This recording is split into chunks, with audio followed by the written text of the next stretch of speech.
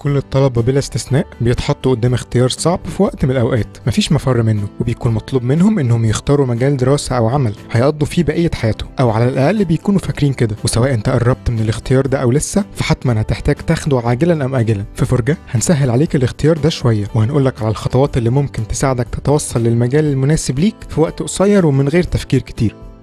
تقريبا أكتر جزء صعب في عملية اختيار المجال هو إن في مئات المجالات ويمكن الآلاف منها، وده اللي بيديك انطباع إن صعب جدا عليك تحدد أنت عايز تعمل إيه من بين كل الحاجات دي، على الرغم من إن أغلبها حاجات أنت مش عندك شغف أو نية إنك تعملها أبدا في حياتك. علشان كده ببساطة هات ورقة وقلم واحصر الاختيارات اللي أنت فعلا تقدر تعملها ومؤهل ليها، ولو الليست دي ما تعدتش 10 مجالات فنحب نقولك إن الخطوة الأولى تمت بنجاح. خليك عارف كويس ان مفيش ابدا اي مجال افضل في كل حاجة، وده هيخليك محتاج انك تحدد اولوياتك واحتياجاتك كويس. لو عايز تكسب فلوس كتير فهيبقى على حساب مجهود مضاعف، ولو عايز مجال مريح للبال وبعيد عن تعب الاعصاب فغالبا هيبقى على حساب مرتب عالي. عايز تبدأ شغلك الحر هيبقى على حساب مخاطرة كبيرة ومجهود اكبر. علشان كده الاولويات اللي هتحددها لنفسك هي اللي هتتحكم بشكل كبير في اختيارك.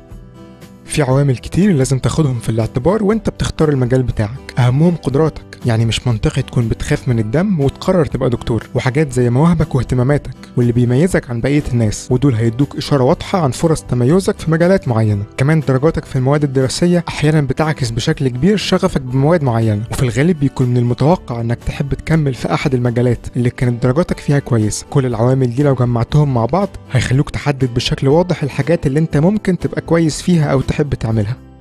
بمجرد ما تتوصل لمجال مناسب في رأيك، أو على الأقل تقدير تحصر الخيارات لعدد قليل جدا، بيجي دور التأكد من معلوماتك، التأكد من إن توقعاتك عن المجال ده صحيحة، وإنك مش بتبصله من زاوية واحدة ضيقة وبس. وأحسن طريقة تحقق بيها ده هو إنك تسأل أحد الناس اللي سبقوك بالفعل في كل مجال يهمك، اسألهم عن تجربتهم وخليهم يوضحوا لك أي نقط مش واضحة بالنسبة لك، وخد منهم النصايح المهمة اللي بكل تأكيد كفيلة تخليك تتمسك بالمجال ده أو تغير رأيك عنه تماما.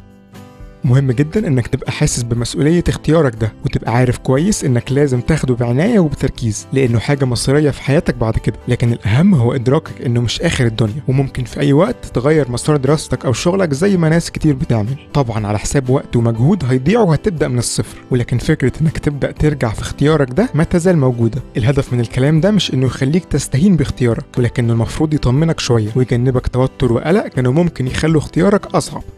ثانية واحدة، احنا بنفرح جدا لما بتطلبوا مننا في الكومنتس فيديوهات معينة نعملها، بس 90% من طلباتكم بتكون حاجات اوريدي عملناها قبل كده. فتأكد انك تروح على صفحة القناة وتدور على الفيديو اللي انت عايزه، ولو ما لقيتهوش قول لنا في كومنت ونوعدك هنحاول نعمله في اقرب وقت. ما تنساش تشير الفيديو مع كل حد محتاجه. نشوفكم الفيديو الجاي.